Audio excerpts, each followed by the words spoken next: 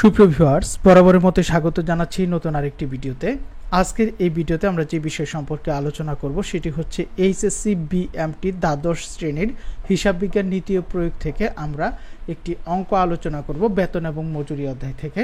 তো অবশ্যই সম্পূর্ণ ভিডিওটি আপনারা দেখবেন। আর এই 34 পৃষ্ঠার উত্তর সহ সাজেশন সহ হিসাব বিজ্ঞান নীতি প্রয়োগ 2 এবং এই 4টি বিষয়ের উত্তর সহ সুপার সাজেশন যারা 155 টাকায় নিতে চান তারা স্ক্রিনে দেখানো হোয়াটসঅ্যাপ নাম্বারে আপনারা SMS করতে পারেন।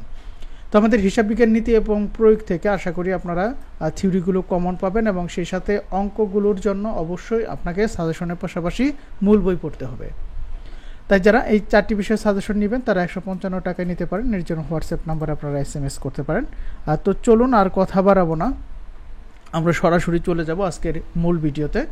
আজকে বেতন এবং মজুরি থেকে একটি অঙ্ক আলোচনা করব। তো আমরা ডাকটি দেখে নিই অঙ্কের। সাজিদ এবং সাকিব মেঘনা ম্যানুফ্যাকচারিং কোম্পানির 2 জন কর্মী 2020 সালের ডিসেম্বরের শেষ সপ্তাহে তাদের মজুরি সম্পর্কিত তথ্য হচ্ছে নিম্নরূপ।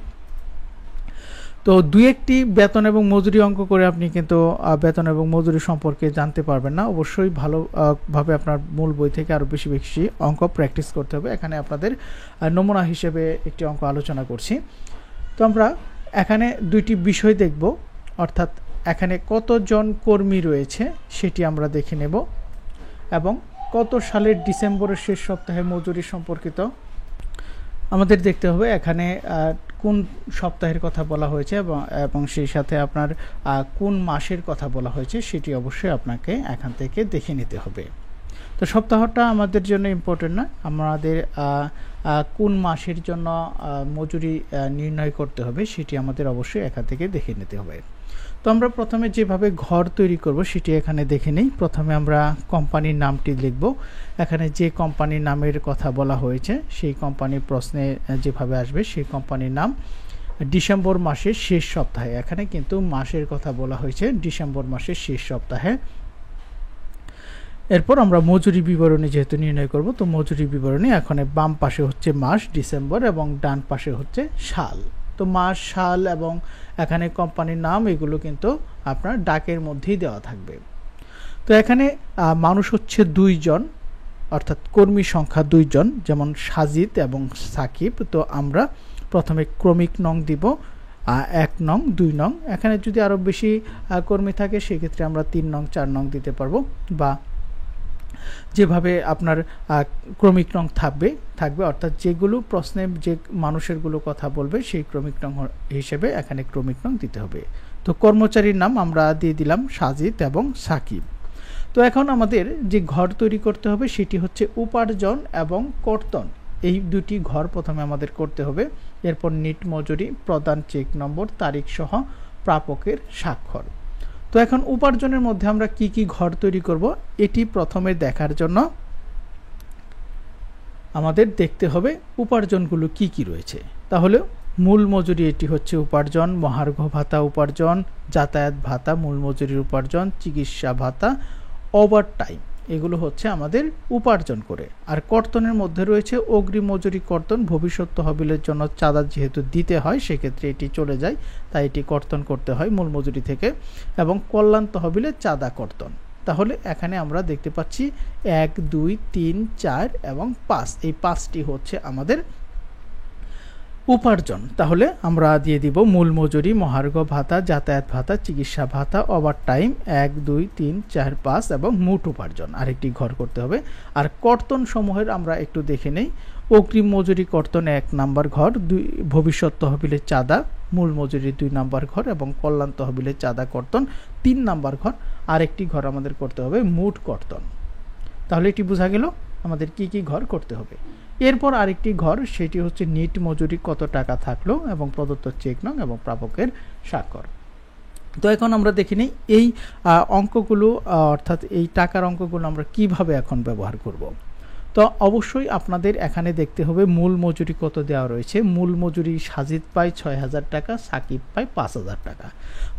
মহার্ঘ ভাতা মূল মজুরির সাজিদ পায় 20% এবং সাকিব পায় 20%। এখানে কিন্তু লেখা রয়েছে মূল মজুরির, তাহলে এই 20%টি কি হবে? 20%টি পাবে হচ্ছে মূল মজুরির। তাহলে আমরা দিয়ে দিই মূল মজুরি যেটি সাজিদ হচ্ছে ৬,০০০ টাকা, সাকিব হচ্ছে ৫,০০০ টাকা। মহার্ঘ ভাতা পায় মূল মজুরির কত পার্সেন্ট? 20%। এখন আমাদের ক্যালকুলেটর ব্যবহার করতে হবে। তাহলে ৬,০০০ গুণন 20% যদি আমরা দিই সেক্ষেত্রে ১২০০ টাকা। তাহলে মহার্ঘ ভাতা সাজিদ পায় ১২০০ টাকা, 20%। ৬,০০০ টাকার 20% হচ্ছে ১২০০ টাকা। তাহলে এই যে হচ্ছে মহার্ঘ ভাতা 20% পায় ১২০০ টাকা। এবং সাকিব পায় কত? সাকিব পায় 20% পায় এবং এটি মূল মজুরির ৫,০০০ টাকা। তাহলে মূল মজুরি হচ্ছে ৫,০০০ টাকা এবং এখানে 20% হচ্ছে, আমরা মূল মজুরির 20% করে নেব, দুঃখিত, গুণন 20% সমান সমান ১,০০০ টাকা। তাহলে এই ১,০০০ টাকা আমরা এখানে মহার্ঘ ভাতার ঘরে লিখে দিব। এখন হচ্ছে যাতায়াত ভাতা। যাতায়াত ভাতা এখানে বলা হয়েছে যাতায়াত ভাতা মূল মজুরির 15% এবং সাকিবও পায় 15%। তাহলে আমরা মহার্ঘ ভাতা যেভাবে নির্ণয় করেছি ঠিক একই পদ্ধতিতে আমরা এই যাতায়াত ভাতাটি নির্ণয় করব। তাহলে আমাদের কি করতে হবে? ৬,০০০ টাকার, যেহেতু মূল মজুরির উপর বলছে, ৬,০০০ টাকার 15%, তাহলে ৯০০ টাকা। তাহলে আমরা যাতায়াত ভাতা দিয়ে দিব ৯০০ টাকা, এই যে ৯০০ টাকা। আর সাকিব পায় মূল মজুরির 15%, তাহলে সাকিব যেহেতু মূল মজুরি হচ্ছে তার ৫,০০০ টাকা, এর সাথে আমরা 15% করে দেব ৭৫০ টাকা। এই হচ্ছে ৭৫০ টাকা। এরপর চিকিৎসা ভাতা। চিকিৎসা ভাতা সাজিদ এবং সাকিবেরও কিন্তু সেম, তাহলে আমরা ৩০০ টাকা দিয়ে দিব। এবার রয়েছে ওভার টাইম। ওভার টাইমের কথা বলেছে ৬০০ টাকা এবং ৫০০ টাকা। সাজিদ পায় ৬০০ টাকা এবং সাকিব পায় ৫০০ টাকা, ৬০০ টাকা এবং ৫০০ টাকা। তাহলে আমরা উপার্জনগুলো এখন যেগুলো রয়েছে সেগুলো আমরা যোগ করে দেব। তাহলে ৬,০০০, এরপর রয়েছে ১২০০ টাকা, এরপর রয়েছে ৯০০ টাকা, এরপর রয়েছে ৩০০ টাকা এবং এরপর রয়েছে ৬০০ টাকা সমান সমান এই ৯,০০০ টাকা।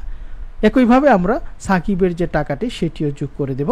তাহলে আমাদের এখানে এই যে ঘরগুলো রয়েছে এগুলো অবশ্যই আপনারা যোগ করে দিবেন, উপর নিচে যোগ করে দিলে ১৬,৫৫০ টাকা।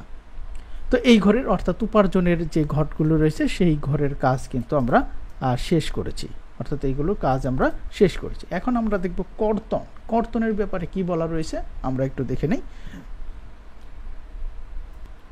কর্তনের ক্ষেত্রে বলা রয়েছে অগ্রিম মজুরি কর্তন ২০০ টাকা, ৩০০ টাকা। তাহলে অগ্রিম মজুরি কর্তনের জায়গায় ২০০ টাকা হচ্ছে সাজিদের নিকট থেকে কর্তন করা হয় এবং সাকিবের নিকট থেকে কর্তন করা হয় ৩০০ টাকা। তাহলে যার যার ঘরে যার যার কর্তনের টাকাটি আমরা দিয়ে দেব এবং এখানে যোগ করে দেব। ভবিষ্যৎ তহবিলে চাঁদা কর্তনের ক্ষেত্রে আমাদের কি বলা হয়েছে? ভবিষ্যৎ তহবিলে চাঁদা কর্তনের ক্ষেত্রে মূল মজুরির 10% এবং সাকিবের মূল মজুরির 10%। তাহলে ৬,০০০-এর যে 10% সেটি আমাদের নির্ণয় করতে হবে। ৬,০০০-এর 10%, ৬,০০০ গুণন 10% সমান সমান আসে ৬০০ টাকা, আর এর হচ্ছে ৫০০ টাকা। তাহলে আমরা এখানে ভবিষ্যৎ তহবিলে কর্তন ৬০০ টাকা এবং ৫০০ টাকা আমরা দিয়ে দিব এবং এটিও যোগ করে দিব। এখন আমরা দেখব কল্যাণ তহবিলে চাঁদা কর্তন। কল্যাণ তহবিলে চাঁদা কর্তনের ক্ষেত্রে এখানে কোনো পার্সেন্ট নির্ণয় করতে হবে না, এখানে যে টাকার অঙ্ক দেওয়া রয়েছে সেই টাকার অঙ্কই কিন্তু আমরা এখানে বসিয়ে দিব। তাহলে কল্যাণ তহবিলে চাঁদা কর্তন ২০ টাকা, ২০ টাকা এবং এখানে একটু যোগ করে দিব। এখন আমরা মোট কর্তন, এখানে সাজিদের ক্ষেত্রে মোট কর্তন কত হলো? এখানে ৬০০, ২০০, ৮০০, ২০ টাকা, ৮২০ টাকা, ৫০০ আর ৩০০ হচ্ছে ৮০০ টাকা, অর্থাৎ এর হচ্ছে ৮২০ টাকা, এরও হচ্ছে ৮২০ টাকা। এখন আমরা নিট মজুরি নির্ণয় করব। তো নিট মজুরিটি আমি একটু দেখিয়ে দিই। নিট মজুরি নির্ণয় করার ক্ষেত্রে আমাদের একটি বিষয় হচ্ছে আমরা মোট উপার্জন, অর্থাৎ আমাদের যে টাকা উপার্জন হবে তার থেকে আমরা মোট কর্তন বাদ দিয়ে দিব, বিয়োগ ৮২০ সমান সমান ৮,১৮০ টাকা। একইভাবে আমরা এটি করব, অর্থাৎ মোট মজুরি, সাকিবের যে মোট মজুরি হয়েছিল, সাকিবের মোট মজুরি ছিল ৭,৫৫০ টাকা, ৭,৫৫০ টাকা এবং এখান থেকে আমরা ৮২০ টাকা বিয়োগ করে দিব ৬,৭৩০ টাকা। এবং এগুলো কিন্তু আমরা একটু যোগ করে দিব। উপর নিচে যেগুলো হবে সেগুলো হচ্ছে যোগ। আর নিট মজুরি নির্ণয় করার ক্ষেত্রে আমরা মোট উপার্জন থেকে মোট কর্তন বাদ দিলে নিট মজুরি হয়ে যাবে। এরপর আমরা প্রস্তুতকারক, হিসাবরক্ষক, ব্যবস্থাপক, কেশিয়ার এটি দিয়ে দিব এবং নিট মজুরি সাজিদ পায় ৮,১৮০ টাকা, এটি হবে উত্তর, এবং সাকিব পায় ৬,৭৩০ টাকা। তো সুপ্রিয় ভিউয়ার্স, আজকের এই ভিডিওতে আমি একটি মজুরি বিবরণী দেখিয়ে দিলাম। তো আশা করি আপনারা এটি বুঝতে পারবেন। আর সাজেশনের থেকে কিন্তু অঙ্ক কমন আসবে না। অঙ্ক ভালো করতে হলে অবশ্যই আপনাকে মূল বই থেকে অঙ্ক বেশি বেশি করতে হবে। তো সুপ্রিয় ভিউয়ার্স, এই ছিল আজকের এই ভিডিওটি যারা দেখলেন তাদেরকে অসংখ্য ধন্যবাদ।